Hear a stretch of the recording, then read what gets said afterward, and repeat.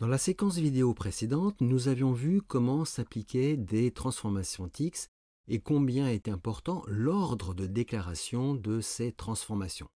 Nous allons voir maintenant un exemple pratique où doivent être appliquées deux transformations TIX, une mise à l'échelle et une translation.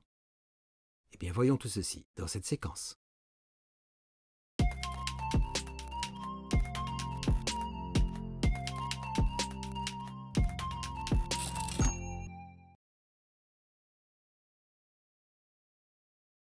L'objectif de cette figure TIX est de montrer une symétrie verticale appliquée à un polygone, avec la figure initiale en pointillé et la figure finale en trait plein. La figure initiale est donc un polygone qui est affiché en tiret noir dans le graphique. Nous reprenons le même polygone que sur la vidéo précédente. Et la mise en forme est un style déclaré dans le préambule. La figure finale est affichée en trait plein en violet et elle est le résultat d'une symétrie verticale passant par le milieu de la figure. Pour créer cette symétrie, dans les options de la commande Draw, nous avons donc deux transformations, une mise à l'échelle et une translation. La mise à l'échelle s'applique uniquement sur l'axe horizontal avec une valeur définie à -1, avec la syntaxe xscale égale -1.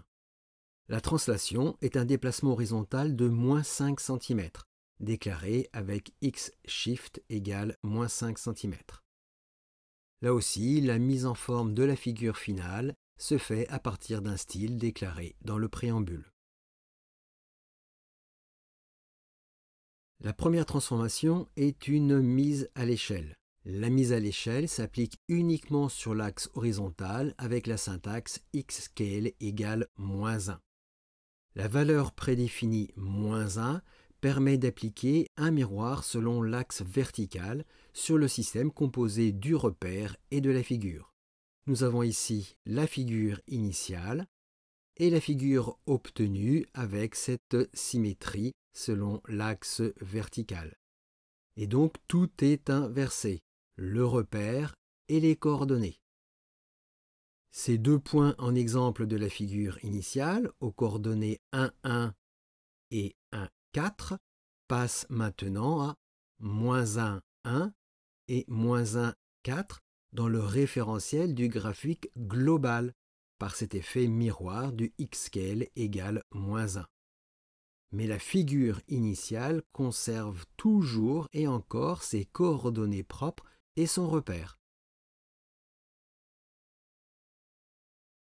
La deuxième transformation est une translation, soit un déplacement. Dans cet exemple, le déplacement est uniquement horizontal avec la syntaxe xshift égale -5 cm. Vous le savez maintenant, c'est l'ensemble formé par le repère et toutes les coordonnées de la figure initiale qui sont affectées par cette translation. Dans ce graphique, la figure initiale est en tiret noir et elle utilise toujours ses coordonnées et son repère. Souvenez-vous que suite au miroir précédent, les valeurs négatives sont sur la droite de l'axe horizontal. Dans la figure initiale, ces deux points en exemple conservent leurs coordonnées initiales à 1, 1 et 1, 4. Donc si nous appliquons une translation horizontale d'une valeur négative avec xshift égale -5 cm, nous déplaçons la figure et son repère vers sa droite, vers les valeurs négatives sur 5 cm. Nous avons donc un déplacement de 1, 2, 3, 4, 5 cm sur la droite, ce qui donne dans le référentiel global du graphique une coordonnée à 4, 1. Et il en est de même pour les autres coordonnées de la figure initiale. Ce point aux coordonnées 1, 4 dans la figure initiale avec son propre repère est maintenant déplacé de 5 cm vers la droite, toujours vers les valeurs négatives avec le xshift égale -5, et nous avons bien 1, 2, 3, 4, 5 cm de déplacement vers la droite sur les valeurs négatives. Mais dans le référentiel global du graphique, nous obtenons bien des coordonnées à 4, 4.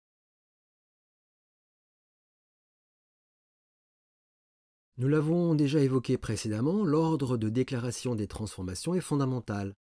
Voici le même graphique avec le même résultat affiché, mais cette fois l'ordre des transformations est inversé. Nous avons d'abord la translation avec x shift égale 5 cm, puis la mise à l'échelle avec x scale égale -1. Comme l'ordre n'est pas le même, la valeur de la translation est ici à 5 cm.